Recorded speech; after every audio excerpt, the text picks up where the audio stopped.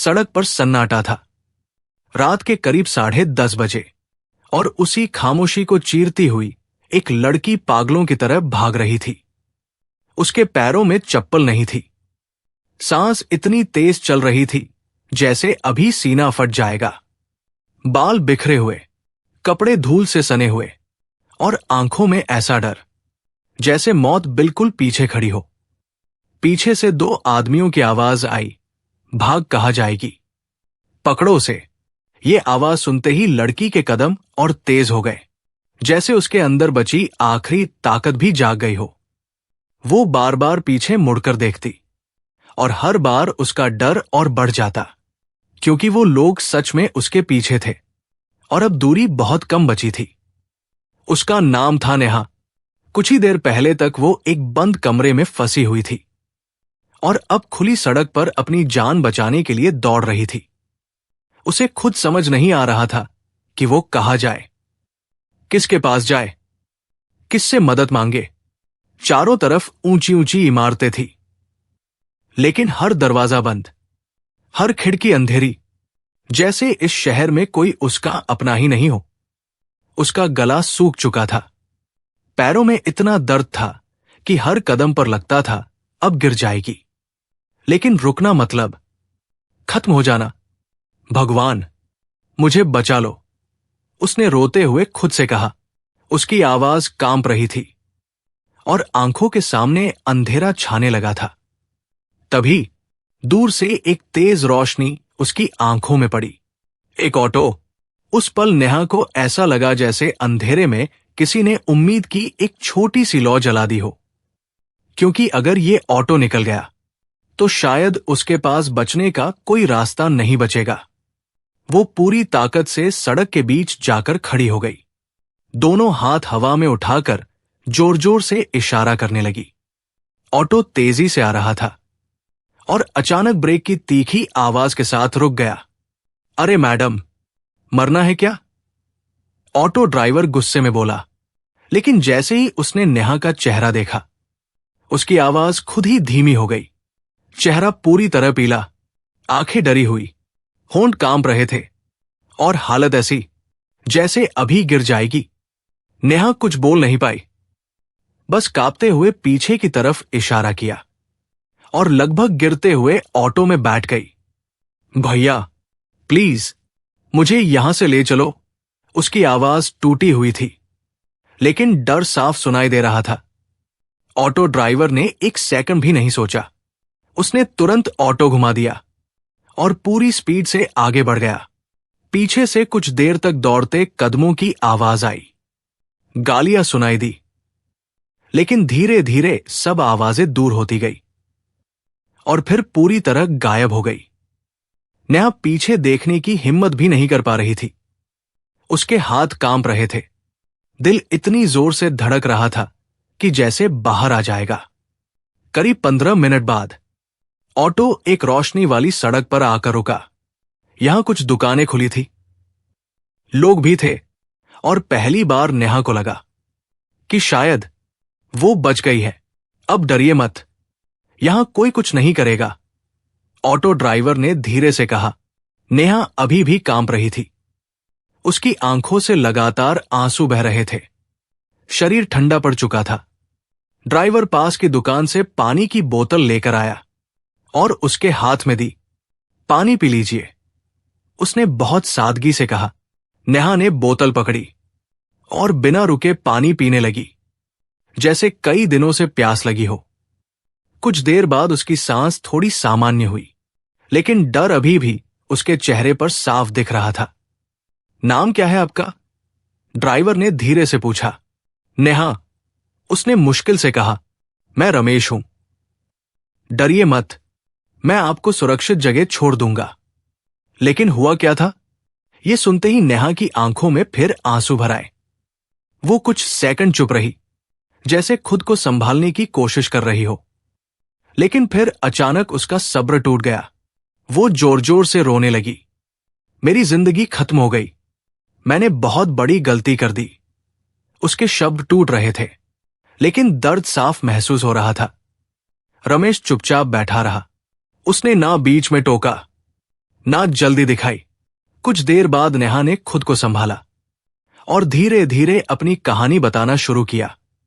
मैं इंदौर के रहने वाली हूं, उसने कहा, और उसके साथ ही उसकी जिंदगी के पुराने पन्ने खुलने लगे।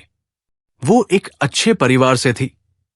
पिता सरकारी नौकरी में, मां घर संभालने वाली, और वो उनकी इकलौती बेटी। बचपन से उसे बहुत प्यार मिला, हर इच्छा पूरी हुई, और शायद इसी वजह से उसे कभी चीजों की कीमत समझ नहीं आई। नेहा बहुत खूबसूरत थी। स्कूल से लेकर कॉलेज तक हर कोई उसकी तारीफ करता था, और धीरे धीरे उसे खुद पर घमंड होने लगा। उसे लगने लगा कि वो बाकी लड़कियों से अलग है और उसकी जिंदगी भी कुछ खास होनी चाहिए। जब शादी की बात चली तो उसने हर लड़के में कमी निकाल दी। ये अच्छा नहीं है, ये कम कमाता है, ये मेरे लायक नहीं है। माता पिता समझाते रहे, लेकिन उसने किसी की नहीं सुनी। आखिर में उन्होंने हार मान ली और कहा, अब तुम अपनी पसंद से शादी कर लो। कुछ समय बाद एक शादी में उसकी मुलाकात अर्जुन से हुई। अर्जुन दिखने में स्मार्ट, बातों में तेज, और खुद को बहुत बड़ा आदमी बताने वाला। उसने कहा, मैं दिल्ली में बड़ा काम करता हूं, फिल्म इंडस्ट्री में मेरे अच्छे संपर्क हैं। और बस यही वो बात थी जिसने नेहा के सपनों को हवा दे दी। तुम चाहो तो मैं तुम्हें फिल्मों में काम दिला सकता हूं। यह सुनकर नेहा को लगा कि यही वो जिंदगी है जिसका वो हमेशा सपना देखती थी। और फिर उसने बिना ज्यादा सोचे अर्जुन से शादी करने का फैसला कर लिया। माता पिता ने बहुत रोका, बहुत समझाया, लेकिन उसने किसी की नहीं सुनी। और एक दिन वो सब छोड़कर अर्जुन के साथ दिल्ली आ गई। उसे लगा था कि अब उसकी जिंदगी बदल जाएगी, लेकिन उसे नहीं पता था कि वो सपनों की दुनिया में नहीं, बल्कि एक ऐसे जाल में फंस चुकी है जहां से निकलना इतना आसान नहीं होगा। और आज उसी फैसले की वजह से वो रात के अंधेरे में अपनी जान बचाने के लिए भाग रही थी।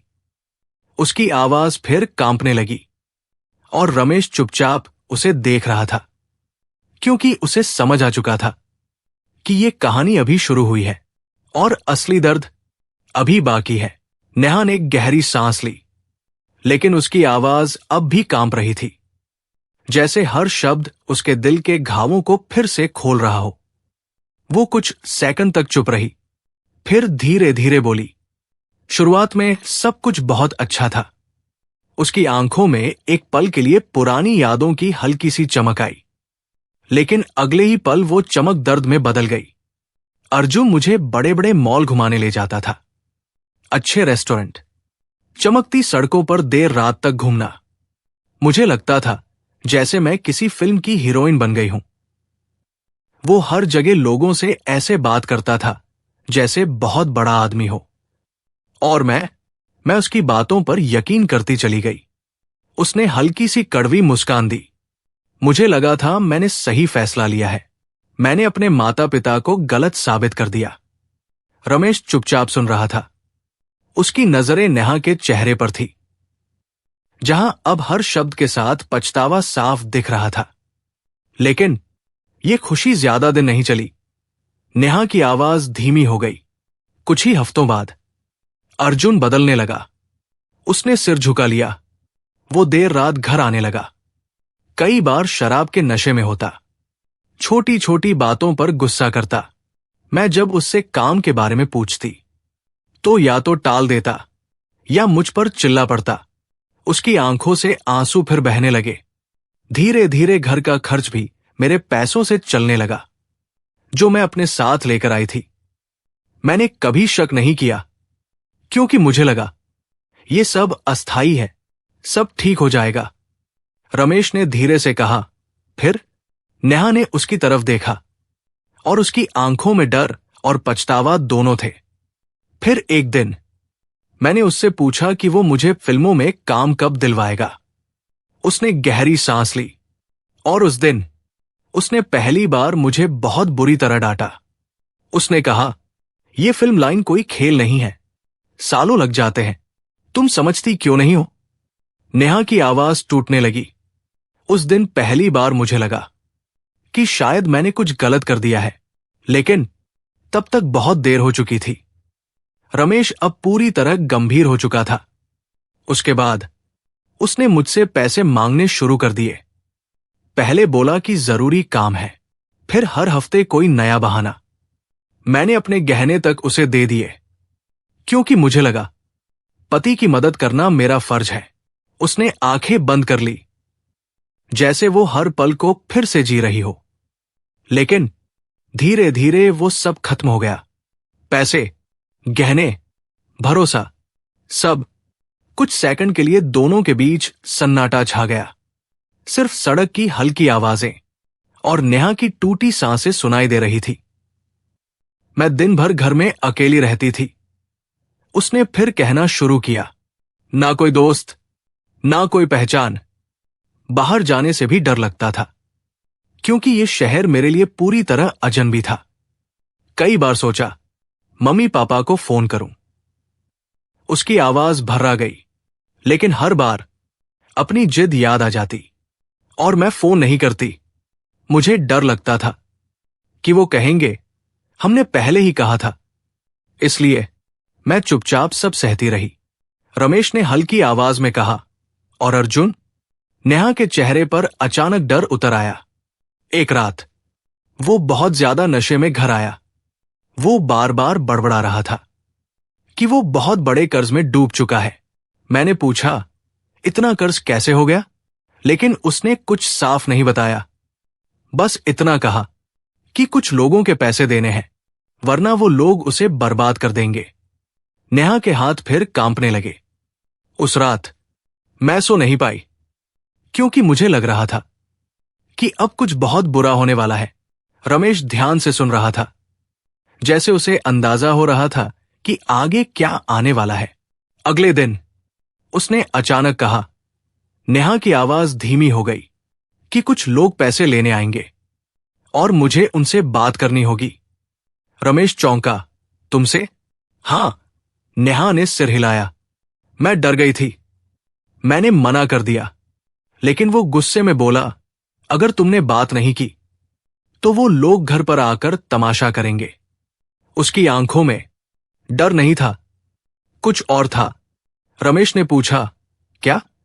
नेहा ने उसकी आंखों में देखते हुए कहा, लालच। ये शब्द सुनकर कुछ पल के लिए दोनों चुप हो गए। मैं समझ नहीं पाई, लेकिन मजबूरी में मान गई। मुझे लगा शायद इससे सब ठीक हो जाएगा, लेकिन मुझे क्या पता था। उसकी आवाज अचानक भारी हो गई कि मैं खुद को एक बहुत बड़े जाल में फंसाने जा रही हूं। उसने अपने कांपते हाथों को कसकर पकड़ लिया। शाम को वो मुझे एक ऑटो में बैठाकर शहर के एक सुनसान इलाके में ले गया। पूरे रास्ते उसने एक शब्द नहीं बोला। मैं बार बार पूछती रही, कौन लोग हैं? मुझे अकेले क्यों जाना है? लेकिन हर बार वो सिर्फ इतना कहता, तुम बस जाकर बोल देना, पैसे मिल जाएंगे। उसकी आवाज बिल्कुल बदल चुकी थी। उसमें अब प्यार नहीं था, सिर्फ ठंडापन था। नेहा की आंखों से आंसू लगातार गिर रहे थे। उस पल मुझे पहली बार महसूस हुआ कि मैं उस इंसान को जानती ही नहीं, जिसके साथ मैंने अपनी पूरी जिंदगी बिताने का फैसला किया। रमेश ने धीरे से पूछा, फिर क्या हुआ? नेहा ने कांपती आवाज में कहा, फिर हम एक पुरानी टूटी हुई बिल्डिंग के सामने पहुंचे। चारों तरफ अंधेरा था और अंदर जाने से पहले ही मेरा दिल बैठ गया। उसने आंखें बंद कर ली, लेकिन असली डर तो अभी शुरू होना था। और उसकी ये बात सुनकर रमेश के चेहरे पर भी चिंता साफ दिखने लगी, क्योंकि अब कहानी उस मोड़ पर आ चुकी थी जहां से सब कुछ बदलने वाला था। नेहा की सांसें फिर तेज होने लगी, जैसे वो उस पल को दोबारा जी रही हो। उसने अपने कांपते हाथों को कसकर पकड़ा और धीरे धीरे आगे बोलना शुरू किया। वो बिल्डिंग बहुत पुरानी थी, दीवारों पर दरारें, चारों तरफ सन्नाटा, और अंदर जाने से पहले ही ऐसा लग रहा था जैसे कुछ गलत होने वाला है। रमेश ध्यान से सुन रहा था।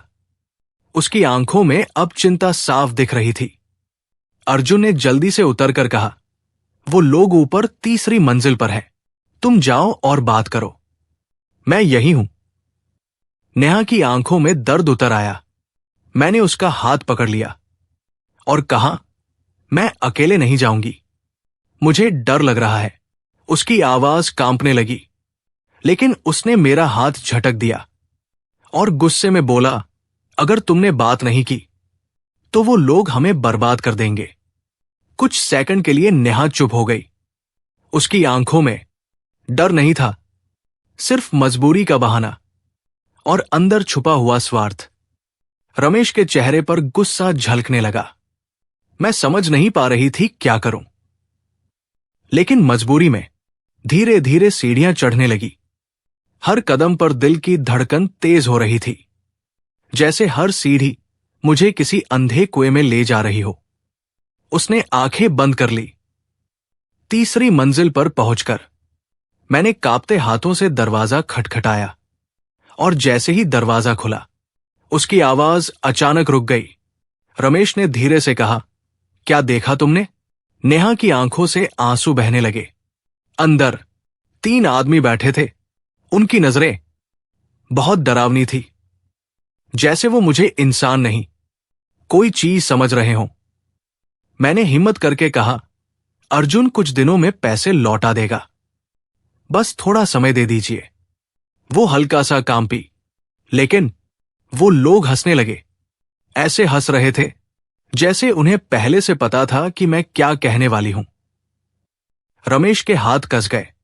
फिर उनमें से एक आदमी उठा और उसने दरवाजा अंदर से बंद कर दिया।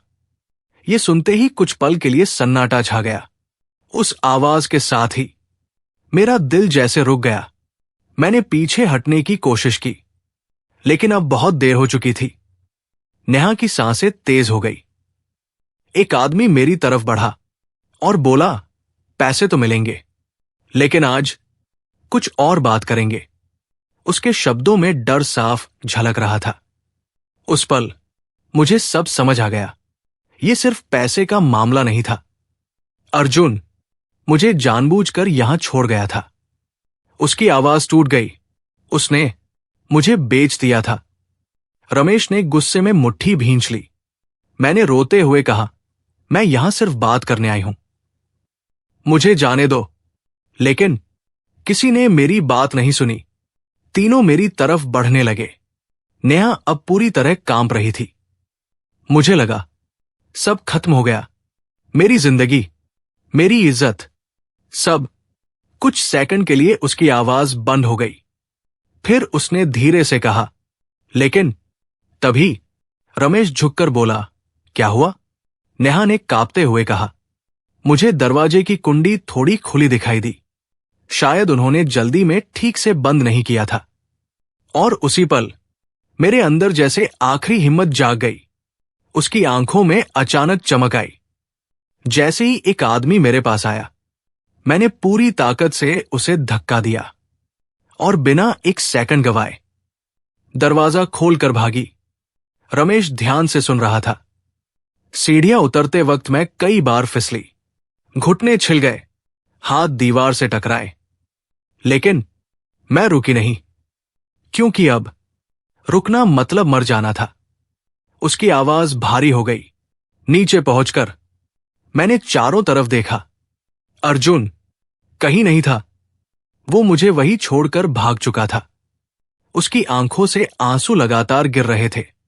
उस पल मेरा दिल टूट गया, लेकिन जान बचाना ज्यादा जरूरी था। मैं बिल्डिंग से बाहर निकली और सड़क की तरफ भागी। पीछे से दरवाजा खुलने की आवाज आई और फिर कदमों की, तेज और डरावनी। रमेश ने गहरी सांस ली। मैं बिना पीछे देखे भागती रही। ना रास्ता देखा, ना दिशा, बस भागती रही। मेरे पैरों से चप्पल निकल गई, लेकिन मैंने पीछे मुड़कर भी नहीं देखा, क्योंकि अब हर सेकंड की कीमत थी। उसकी सांसें फिर तेज हो गई। सड़क सुनसान थी। दूर कुत्तों के भौंकने की आवाज आ रही थी। हर आवाज मुझे और डरा रही थी। मुझे लग रहा था कि अब वो लोग मुझे पकड़ लेंगे। और तभी उसने रमेश की तरफ देखा। तभी तुम्हारा ऑटो दिखा। रमेश कुछ पल के लिए चुप हो गया। नेहा की आंखों में कृतज्ञता साफ थी। अगर उस वक्त तुम नहीं रुकते तो आज मैं जिंदा नहीं होती। उसकी आवाज भर्रा गई। या शायद जिंदा होती भी तो मर चुकी होती। सड़क पर फिर सन्नाटा छा गया। दोनों कुछ देर तक चुप बैठे रहे, क्योंकि जो कुछ नेहा ने झेला था वो सिर्फ एक कहानी नहीं, एक डरावनी सच्चाई थी। लेकिन ये अंत नहीं था, क्योंकि असली सवाल अभी बाकी था। अब आगे क्या? नेहा कहाँ जाएगी? क्या वो अपने अतीत से बाहर निकल पाएगी? और क्या अर्जुन को उसके किए की सजा मिलेगी? कुछ पल तक ऑटो में सन्नाटा छाया रहा। सिर्फ नेहा की हल्की हल्की सिसकियों की आवाज आ रही थी और रमेश चुपचाप सामने देख रहा था। लेकिन उसके चेहरे पर अब एक अलग ही गंभीरता थी, जैसे उसने मन ही मन कोई फैसला कर लिया हो। अब तुम्हें डरने की जरूरत नहीं है, उसने धीरे लेकिन भरोसे से भरी आवाज में कहा। नेहा ने उसकी तरफ देखा। उसकी आंखों में अब भी डर था, लेकिन उस डर के बीच एक छोटी सी उम्मीद भी दिखाई दे रही थी। मैं तुम्हें किसी सुरक्षित जगह ले चलता हूं, रमेश ने कहा। नेहा के पास और कोई रास्ता भी नहीं था। उसने हल्का सा सिर हिला दिया। ऑटो फिर से चल पड़ा, लेकिन इस बार नेहा की सांसें पहले जैसी बेकाबू नहीं थी, क्योंकि उसे पहली बार लग रहा था कि शायद अब सब ठीक हो सकता है। करीब 10 मिनट बाद ऑटो एक छोटे से अस्पताल के सामने रुका, जहां बाहर हल्की रोशनी थी और अंदर कुछ लोग आते जाते दिखाई दे रहे थे। यहां तुम सुरक्षित रहोगी, रमेश ने कहा। वो खुद अंदर गया, स्टाफ से बात की और पूरी स्थिति समझाई। नेहा की हालत देखकर वहां की मैनेजर और नर्सों का दिल पिघल गया। उन्होंने उसे अंदर आने दिया, बैठाया, पानी दिया और शांत करने की कोशिश की। कुछ देर बाद मैनेजर ने कहा, अगर तुम चाहो तो यहां रिसेप्शन पर काम कर सकती हो और कुछ दिन रहने की भी व्यवस्था हो जाएगी। ये सुनते ही नेहा की आंखों से आंसू फिर बहने लगे, लेकिन इस बार ये आंसू डर के नहीं, राहत के थे। उसे लगा जैसे अंधेरे में किसी ने सच में एक दीपक जला दिया हो। अगले कुछ दिन उसके लिए आसान नहीं थे। रात को सोते समय उसे बार बार वही डरावने पल याद आते। वो चौंक कर उठ जाती, सांस तेज हो जाती और आंखों से आंसू बहने लगते। लेकिन हर बार अस्पताल की नर्सें उसे समझाती, अब तुम सुरक्षित हो। धीरे धीरे उसके शरीर के घाव भरने लगे और फिर मन के घाव भी थोड़ा थोड़ा भरने लगे। नेहा ने काम शुरू किया। फोन उठाना, लोगों से बात करना, रजिस्टर संभालना, ये सब उसके लिए नया था। लेकिन इस बार उसने हर काम दिल से किया, क्योंकि अब उसके पास खोने के लिए कुछ नहीं था, लेकिन पाने के लिए पूरी जिंदगी पड़ी थी। रमेश भी कभी कभी उससे मिलने आता। वो ज्यादा बातें नहीं करता था, बस एक ही सवाल पूछता, सब ठीक है ना? और नेहा हर बार हल्की मुस्कान के साथ सिर हिला देती। धीरे धीरे उनके बीच एक अनकहा रिश्ता बनने लगा, बिना किसी दिखावे के, बिना किसी लालच के, सिर्फ भरोसे का रिश्ता। एक दिन नेहा ने हिम्मत करके पूछा, तुमने मेरी मदद क्यों की? तुम तो मुझे जानते भी नहीं थे।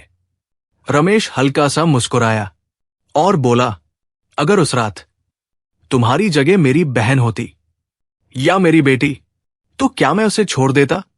ये सुनते ही नेहा की आंखें भर आई, क्योंकि इतने दिनों बाद किसी ने उसे बोझ नहीं, इंसान समझा था। समय बीतता गया। नेहा अब पहले जैसी नहीं रही थी। अब उसके चेहरे पर घमंड नहीं, समझ थी। अब उसे समझ आ गया था कि जिंदगी की असली खुशी दिखावे में नहीं, बल्कि सुकून में होती है। एक दिन उसने रमेश को अपनी पूरी सच्चाई बता दी। कैसे उसने अपने माता पिता की बात नहीं मानी, कैसे झूठे सपनों के पीछे भागी और कैसे उसी इंसान ने उसे धोखा दिया। वो खुद को दोष देती रही, रोती रही, लेकिन रमेश ने सिर्फ एक बात कही, गलती हर इंसान से होती है, लेकिन जिंदगी गलती पर खत्म नहीं होती। ये बात नेहा के दिल में उतर गई। उसे पहली बार लगा कि वो खुद को माफ कर सकती है। कुछ महीनों बाद नेहा पूरी तरह बदल चुकी थी। अब वो अपने पैरों पर खड़ी थी, आत्मनिर्भर और मजबूत। और उसी दौरान एक दिन रमेश ने हिचकिचाते हुए कहा, अगर तुम्हें बुरा ना लगे तो मैं तुमसे शादी करना चाहता हूं। नेहा चौंक गई। रमेश ने आगे कहा, मेरे पास ना ज्यादा पैसे हैं, ना बड़ा घर, लेकिन मैं तुम्हें हमेशा सम्मान दूंगा और कभी अकेला नहीं छोड़ूंगा। कुछ पल के लिए नेहा चुप रही, क्योंकि इस बार फैसला सपनों से नहीं, समझ से लेना था। और फिर उसने धीरे से हां कह दिया। दोनों ने सादगी से मंदिर में शादी कर ली। ना कोई दिखावा, ना कोई शोर, लेकिन उस रिश्ते में सच्चाई थी, भरोसा था, और वही सबसे ज्यादा जरूरी था। शादी के बाद नेहा पहली बार सच में सुरक्षित महसूस कर रही थी। अब उसे डर नहीं लगता था, क्योंकि इस बार उसके साथ सही इंसान था। कुछ समय बाद उसने अपने माता पिता को फोन किया। हाथ कांप रहे थे, दिल तेज धड़क रहा था, लेकिन जैसे ही मां की आवाज आई, वो फूट फूट कर रो पड़ी। उसने अपनी सारी गलती मानी, माफी मांगी, और माता पिता ने उसे डांटने के बजाय सिर्फ इतना कहा, तू खुश रह, बस वही हमारे लिए काफी है। कुछ महीनों बाद नेहा रमेश के साथ अपने घर गई।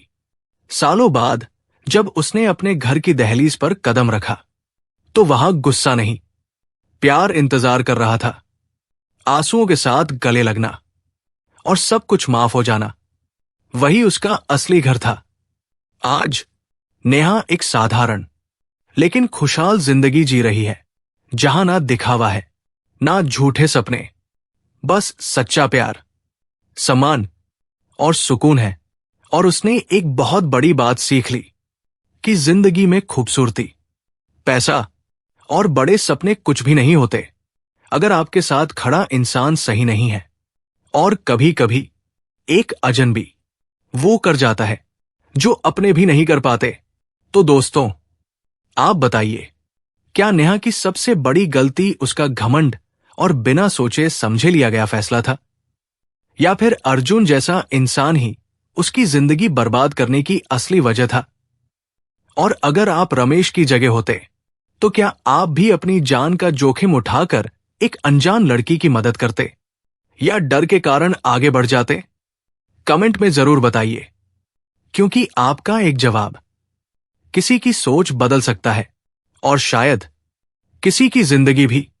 अगर आपको यह कहानी अच्छी लगी हो तो हमारे चैनल सच्ची कहानी बाय बीके को सब्सक्राइब करें और शेयर करें। मिलते हैं एक और नई कहानी के साथ। तब तक के लिए आप अपना और अपने परिवार का ख्याल रखें।